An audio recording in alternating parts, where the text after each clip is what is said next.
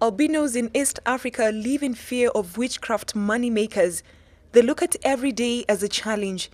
It's a challenge to protect the skin from a merciless sun which can easily cause painful burning. But harder than all of those challenges is the daily challenge to stay alive in a society willing to murder albinos for profit. Albinos have been killed for their body parts that are then shipped out of the country for ritual purposes. The illegal trade has created fear among albinos in the country. Albinos are regularly being smuggled to Tanzania where they are killed for their body parts. Na hili jambo limekuwa limekithiri sana tangu mwaka 2007 na ni jambo la kutamausha sana. Sijui kwa nini watu wanamotisha wa kuweza kufanyia watu kama sisi vile.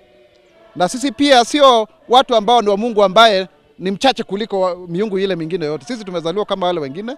Since there are no laws or policies against witchcraft in any of the countries in East Africa, the demand for albino body parts continue unchecked. As a result, there is widespread panic and insecurity among people with albinism. Nominated Member of Parliament Isaac Mwaura says that people who harm albinos need to be taught a good lesson by the law. Mwaura is among some MPs under the Kenya Disability Parliamentary Association who are seeking to amend the Persons with Disability Act to propose stiffer penalties for such atrocities and protect albinos. We do not have an East African law that criminalizes, that outlaws these kind of practices. So we would want the East African Legislative Assembly to pass a law in that regard and also to have policy statements, policy pronouncements by the 5 heads of East African states about this issue, because we've not had a collective pronouncement of this issue. Across the board, Gabriel Kinyanjui is among albino children who have been a target for the black market. Living in Taita Taveta with his parents and grandfather, child traffickers have been in several occasions trying to abduct him with an aim of taking him to Tanzania for witchcraft practice. And so every day, Gabriel would be escorted to and from school and be watched while playing. Na yale mateso nimepata mimi kwa kubeba mishale marungu ni mengi. Sababu ameenda mara 3.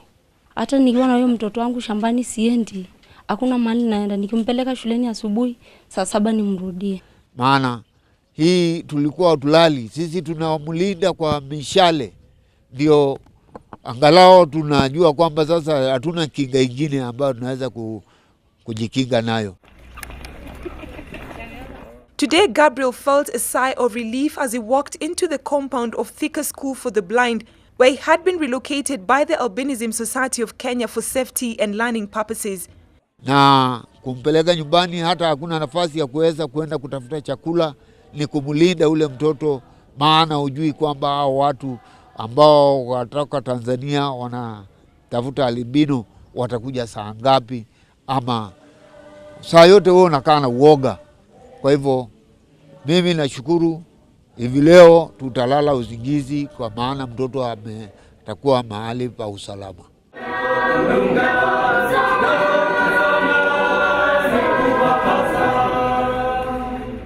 Mwaura regrets that the Thika School for the Blind is poorly funded and cannot adequately provide all the purpose that people with albinism need in order to live their lives with dignity. He also wants the government to establish a rescue center for albinos who are running from their community due to insecurity. But we need a dedicated rescue center for children with albinism, for adults with albinism, who either are attacked or are ostracized, where they can come and get refuge. It's good that this is a child who can come to this school. What if it was an adult? Where would they have gone to? Well, this is a place where Gabriel will call home for the next 8 years, a place where he will feel loved and protected from the people who wanted to abduct him and take him to Tanzania for cultural practices. And now the East African community has the mandate to put up stringent measures that will protect children such as Gabriel from the abductors. For Ebro Africa TV, I'm Brenda Zeda at the Thika School for the Blind in Thika.